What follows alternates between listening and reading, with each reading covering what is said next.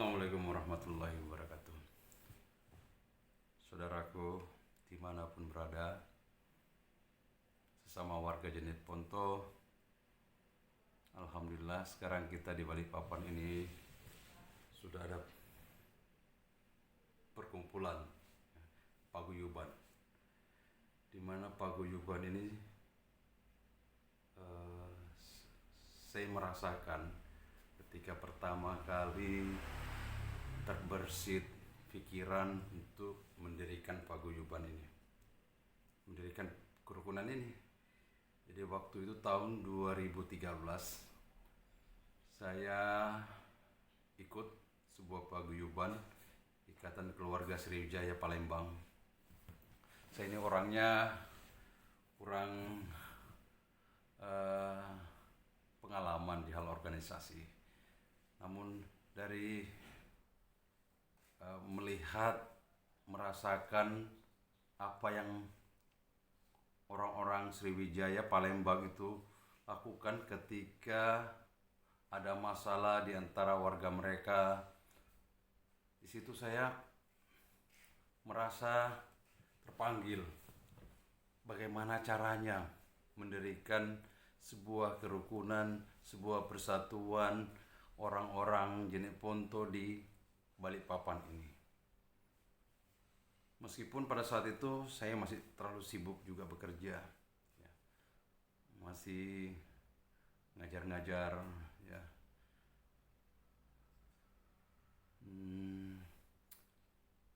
Akhirnya waktu mengalir, saya terus bersama dengan kerukunan orang Palembang itu. Saya merasakan, saya melihat apa yang mereka lakukan dan manfaat apa yang didapatkan oleh warga mereka dengan persatuan mereka, ya. Meskipun strata kehidupan mereka itu berbeda-beda, tapi dalam paguyuban ini mereka menyatu, ya.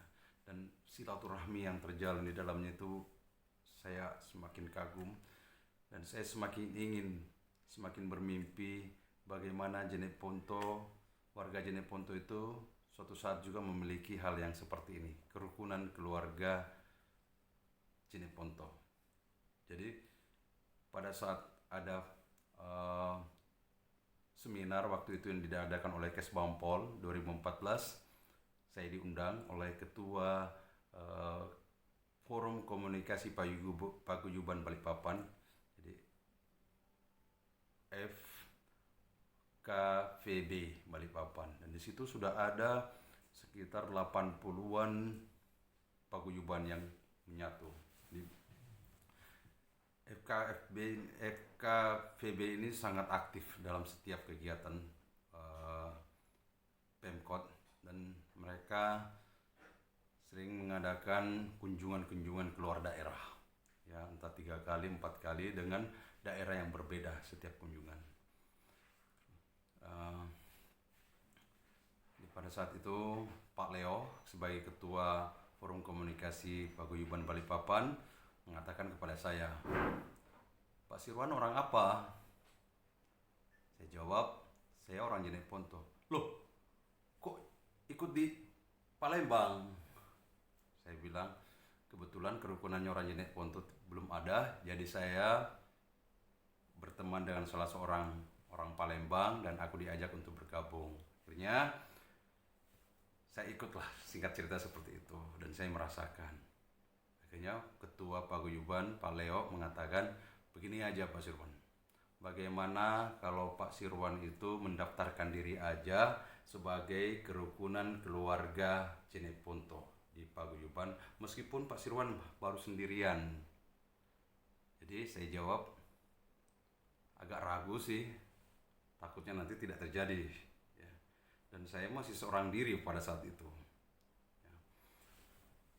Setelah minta pendapat dari teman-teman di IKS, Ikatan Keluarga Sriwijaya Palembang, mereka mengatakan bahwa ambil aja, gak apa-apa, sendirian aja, sehingga kalau ada kegiatan di Forum Komunikasi Paguyuban Balikpapan, Bapak selalu diundang, dan lama-kelamaan, perlahan-lahan akan ada temannya Bapak nanti. Jadi ajaklah teman-teman nanti datang ketika ada kegiatan-kegiatan yang dilakukan oleh Forum Komunikasi Paguyuban Balikpapan.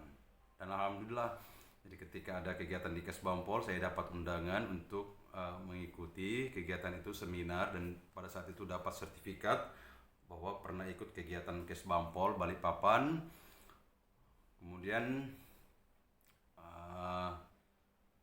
ikut di acara-acara paguyuban meskipun saya masih bergabung dengan IKS pada saat itu, jadi hanya membantu mungkin pemikiran-pemikiran orang-orang di sana, memberikan apa saja ya, sambil saya melihat, belajar ya. Di sini saya merasakan suatu yang luar biasa dari sebuah paguyuban itu sendiri. Kemudian perlahan-lahan 2014 ya, saya bekerja di bidang konstruksi, menjadi pengawas di suatu proyek. Akhirnya mulai gak kepikir lagi ya. Jadi saya masih bingung kayak apa sih paguyuban Jeneponto itu, dan saya cuma mencari di daftar itu nggak ada, yang ada itu Takalar, kemudian Kerukunan Keluarga Sulawesi Selatan KKSS ya, kemudian Sinjai yang ada, itu yang saya kenal ada ya pada saat itu.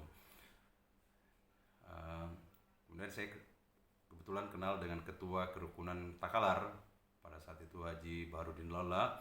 Saya juga ketemu, sempat ngobrol sama beliau. Saya bilang, saya ada pikiran untuk bagaimana di Balikpapan ini juga berdiri Kerukunan Keluarga Jeneponto. Alhamdulillah beliau sangat mendukung, karena memang Kerukunan Keluarga Takalar ini banyak anggotanya orang Jeneponto ya. Jadi saya sudah dapat satu poin bahwa dapat dukungan dari ketua Kerukunan Takalar pada saat itu, Pak Haji Baharudin Lala. Kemudian 2014 itu, akhir 2014 kebetulan saya juga lagi ada dapat job di bidang perminyakan pada saat itu. Jadi saya dapat dari orang ekspedisi, ketua yang punya ekspedisi minta tolong untuk bagaimana diuruskan tentang masalah BBM subsidi. Dan alhamdulillah ketika saya berjuang membuat surat ke GM-nya Pertamina Balikpapan, mengadakan adu argumen dengan undang-undang yang ada ya, dan ada pertemuan di Dinas Kelautan, di mana mempertemukan antara Angkatan Laut, Pertamina, dan pihak kota yang ada.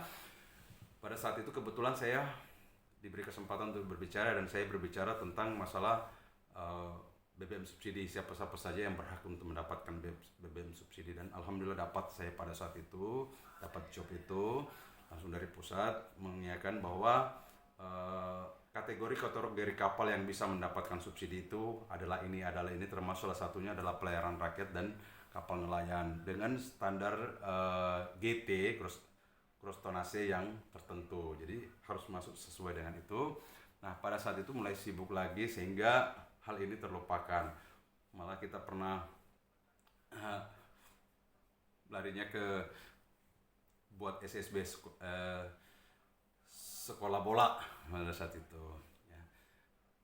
Nah akhir 2014 ternyata saya kena ujian, istri sakit ya, selama hampir 5 tahun, dan 2019 almarhumah berpulang ya. Nah 2019 ini ketika almarhumah sudah selesai acaranya, kemudian kebetulan juga bulan depannya kakak juga meninggal di Jeneponto, saya berkunjung ke Jeneponto, balik lagi ke Balikpapan, mulai terpikir bagaimana ya kalau saya sekarang mendirikan Kerukunan Keluarga Jeneponto itu, dan nama pertamanya adalah KKJ. Jadi setelah hampir 2 minggu berpikir begitu, kebetulan juga ada undangan dari Kerukunan Forum Komunikasi Paguyuban Balikpapan. Undangan itu untuk berkumpul kembali ya, mengadakan suatu rencana kegiatan. Pada saat itu ada beberapa seminar yang dia lakukan oleh seminar dan diskusi antara ormas-ormas yang ada di Balikpapan, dan alhamdulillah KKJ diundang pada saat itu. Dan itu dilaksanakan sekitar bulan Oktober. Maka saya mulai berpikir lagi, ya, bagaimana kalau saya datang ke kantor Forum Komunikasi Paguyuban Balikpapan, ketemu dengan Pak Leo lagi dan membicarakan rencana yang sudah terjadi 2013 yang lalu. Ya. Akhirnya beliau menanggapi, oh bagus, sekarang giliran Bapak cari orang lah. Ya. Saya bahasakan pada saat itu bulan Juli 2019, saya panggil lah seorang sopir, kemudian dari sopir itu ada tanggapan positif bahwa oh ya bagus juga ya kalau kita ada seperti ini. Jadi Ponto selama ini seolah-olah tidak ada induk. Ya. Jadi kita ketika ada masalah yaitu ya di antara kita aja. Bagaimana saling menolong dan tanpa koordinir. Kalau ada misalnya kerukunan keluarga Jene Ponto maka itu akan otomatis lebih bagus. Ya. Jadi akhirnya 2019 bulan Juli itu kita adakan pertemuan. Saya mendatang mengunjungi dan mulai merapat ke sopir-sopir angkot, ke terminal-terminal mereka, ke tamplas-tamplas mereka. Misalnya ke 21 Januari saya datangin, berkenalan aja dulu dan membicarakan rencana ini bahwa pendirian kerukunan keluarga Jene Ponto. Kemudian saya juga datangi bersama salah seorang sopir untuk berkunjung lagi ke tamplas mobil yang lain, ke parkiran mobil di Terminal Dam, dan disitulah pusatnya beberapa jurusan dari angkot-angkot itu. Akhirnya kita dapat 2 orang, jadi kita berempat waktu itu berbicara. Sempat saya undang datang ke rumah, datang ke tokoh kami, ya, dan disitulah awal pembicaraan kita, bagaimana kita diskusi-diskusi kecil, sharing-sharing di antara mereka, dan mereka mengatakan itu semuanya itu bagus. Kita sekarang tinggal mendatangi, berkunjung ke rumah-rumah orang Jene Ponto, terutama yang dituakan. Ya. Akhirnya pada saat itu ada informasi bahwa ternyata sudah ada yang mendirikan kerukunan keluarga orang Jene Ponto. Nah, ketika saya mendapatkan informasi itu, saya bilang, oh nggak apa-apa, bagus saja lagi. Jadi kalau misalnya ada pertemuannya, ada rapatnya, tolong saya diundang. Ya, jadi sejak bulan 6 itu saya minta diundang, menunggu, karena saya tidak mau ada kesalahpahaman. Saya hanya ingin bagaimana Jene Ponto itu punya kerukunan. Yang masalah ketua itu terserah nanti siapa yang terbaik. Malah saya ngundang orang-orang tua itu justru untuk memilih di antara mereka. Ya. Jadi ketika bulan 6 tidak ada informasi berlanjut, bulan Juli, bulan Agustus, bulan September, saya sempat bertanya, loh katanya sudah ada kerukunan keluarga Jene Ponto itu, tapi kok belum pernah ada informasinya sampai ke saya. Saya juga belum pernah diundang-undang untuk pertemuan. Akhirnya 3 orang sopir ini mengatakan bahwa sepertinya nggak jadi. Jadi ketika mendengar seperti itu tidak jadi,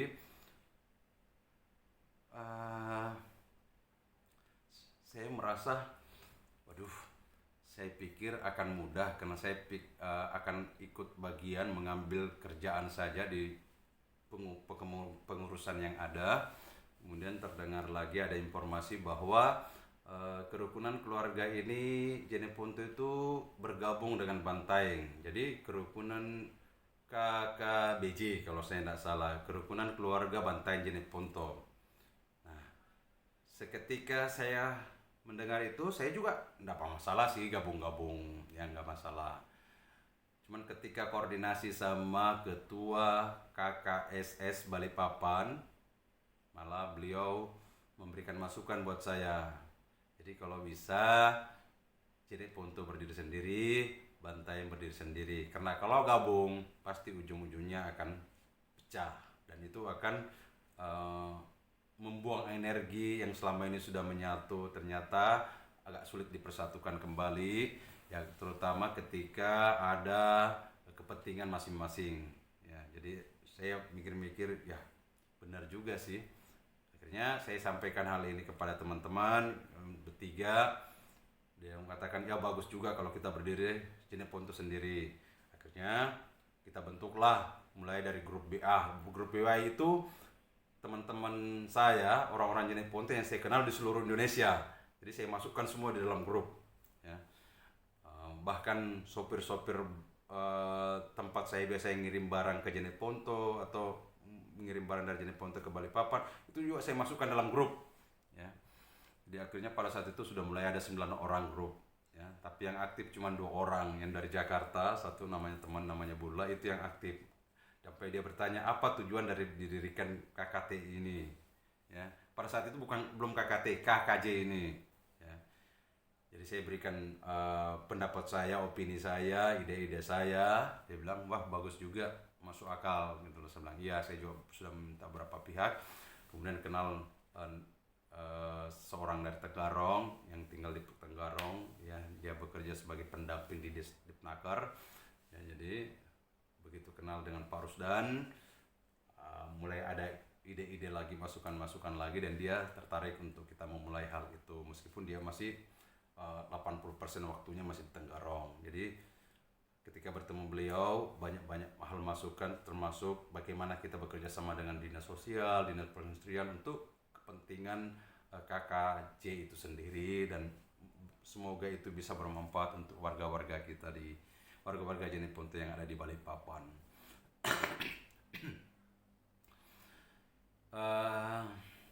Ketika Pak Rusdan sudah datang dan kita ada 2 malam selalu sharing-sharing di rumah, ya, yang sekarang jadi sekretariat. Akhirnya beliau pulang ke Tenggarong dan saya menginformasikan ke salah satu orang sopir yang kebetulan kakak saya sendiri juga, dan beliau ini yang sangat luar biasa semangatnya untuk mensosialisasikan, meskipun sudah banyak tanggapan di luar bahwa kata-katanya punya lampan apa aja kah lambenting kasih kurang 10 tahun mintu dan dibentuk KKT natan anjar-jari. Ya, jadi kalimat-kalimat itu saya pribadi simpan, ya. Saya istilahnya tahu Jeneponto ini parikocikan sebagai motivasi tersendiri buat kita.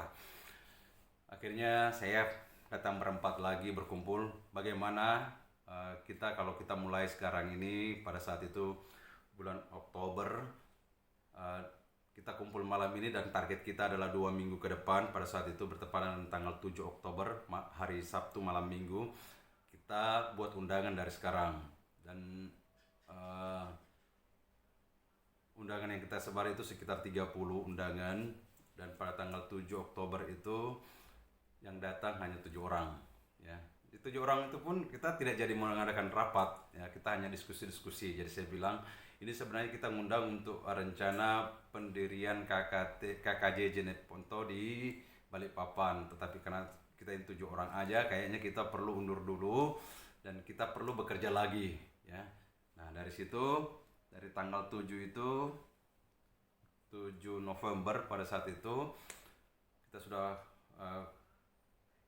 ada pemikiran untuk belusukan, ya. Jadi belusukan, mencari dulu orang-orang tertua yang dituakan di Balikpapan, siapa orang-orang lama di sini dan bisa kita mungkin menjadikan ketua suatu saat. Ketika ngumpul-ngumpul, maka kita mencalonkan dia sebagai ketua. Nah, ketika saya lapor ke forum komunikasi kembali, katanya ada namanya Pak Majid, orang dinas sosial, dan beliau inilah yang saya calonkan untuk menjadi ketua KKT Balikpapan. Ya, jadi sayangnya pada saat kita habis belusukan, jadi suatu hari itu kita belusukan dari Kampung Baru sini, dari sekretariat, dari jam 9 pagi kita mulai jalan mengunjungi tempat ngumpul-ngumpulnya sopir-sopir. Jadi di 21 Januari, kemudian mampir di Gunung Sari, kemudian mampir di BP, berlanjut ke Pak Basokati di Manggar, beliau lagi kerja rumah pada saat itu, dan ngobrol-ngobrol. Kemudian kami diberitahukan sama beliau bahwa sepanjang pinggir pantai itu yang pekerja rumput laut itu orang Jeneponto, maka saya tertarik untuk mengunjungi mereka, ya. Jadi sekalian untuk sholat duhur pada saat itu. Nah, kami ke belakang melihat situasinya, sepanjang pantai itu ternyata memang yang kedengaran bahasa Jeneponto, ya. Kami sholat berjamaah, terus setelah itu saya bahas lagi, wah ternyata banyak sekali warga kita di sini.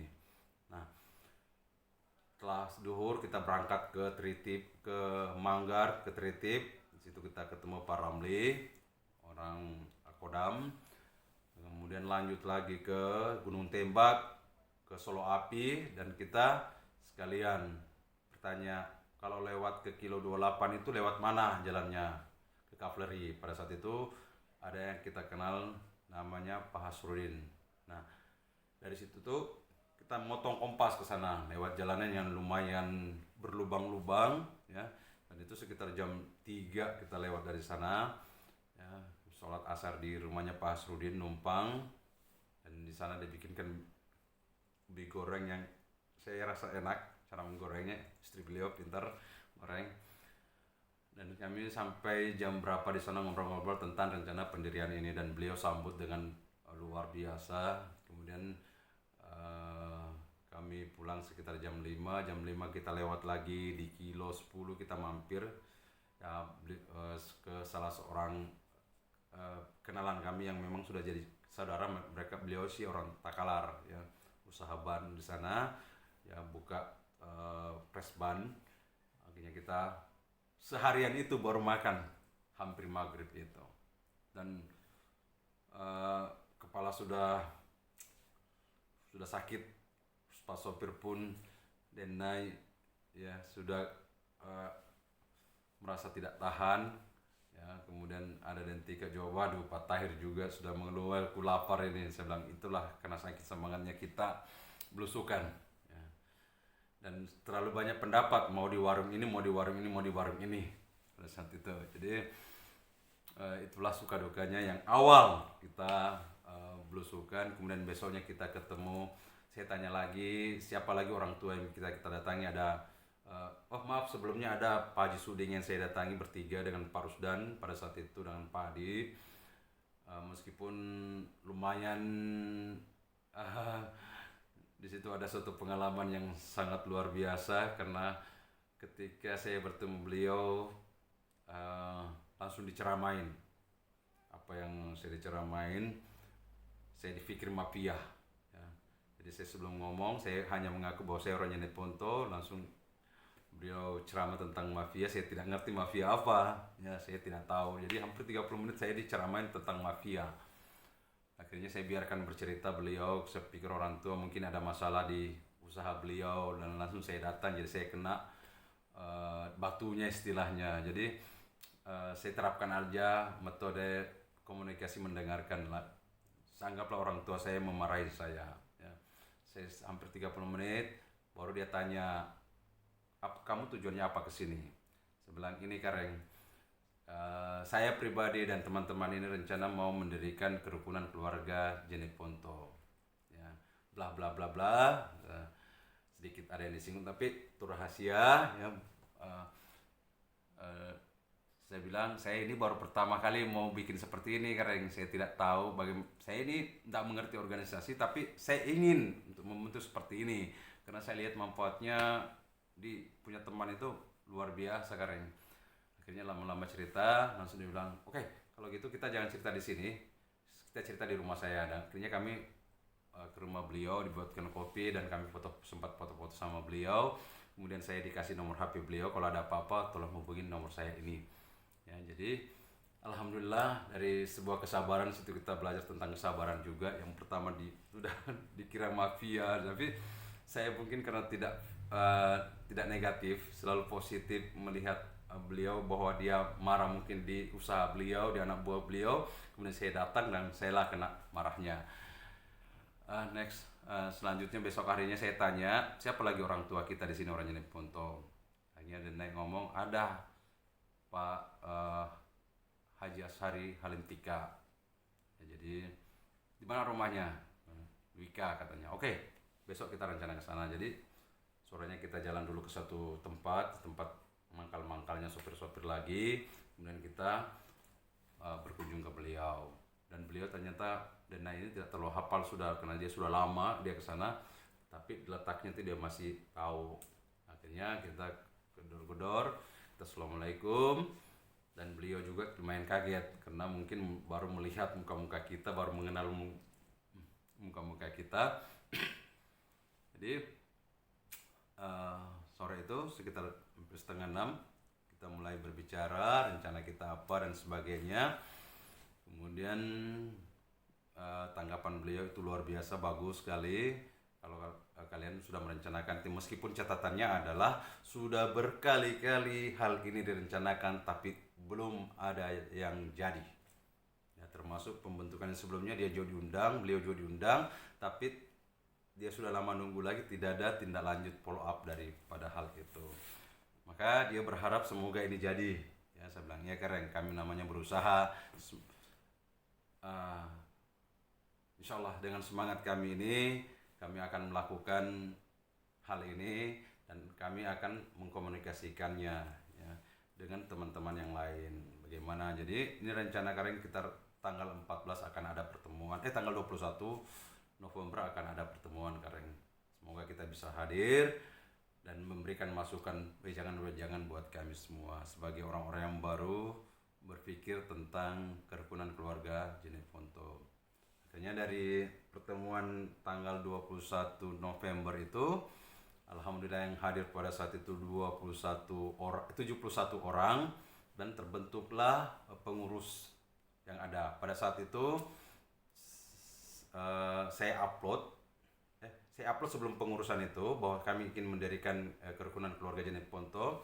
Terus ada salah seorang pengurus pusat namanya Pak Kamri yang masuk di Facebook saya mengatakan,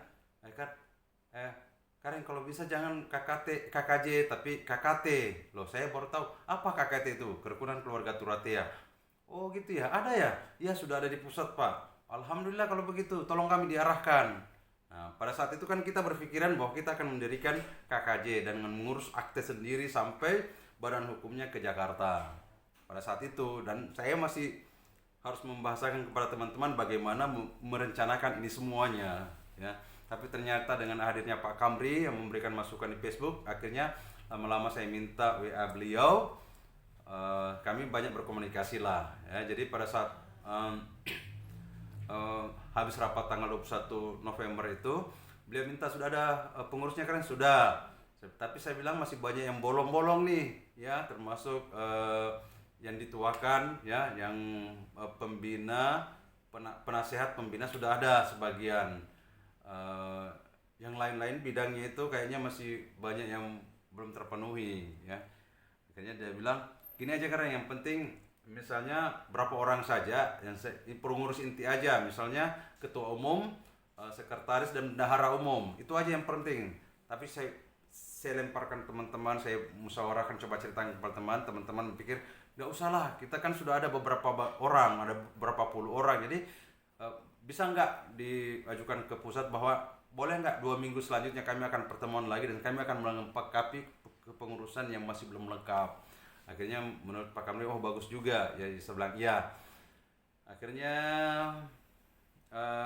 kita putuskan lagi untuk pertemuan tanggal 3 kalau nggak salah ya, tanggal 3 Desember. Nah, pertemuan 3 Desember itu hasilnya kita kirimkan ke pusat, KKT pusat, dan lahirlah SK pengurus daerah Kerukunan Keluarga Turatea Balikpapan. Meskipun pada saat awalnya banyak protes, kenapa KKT, kenapa Kerukunan Keluarga Turatea Jeneponto, bukan Kerukunan Keluarga Jeneponto Turatea.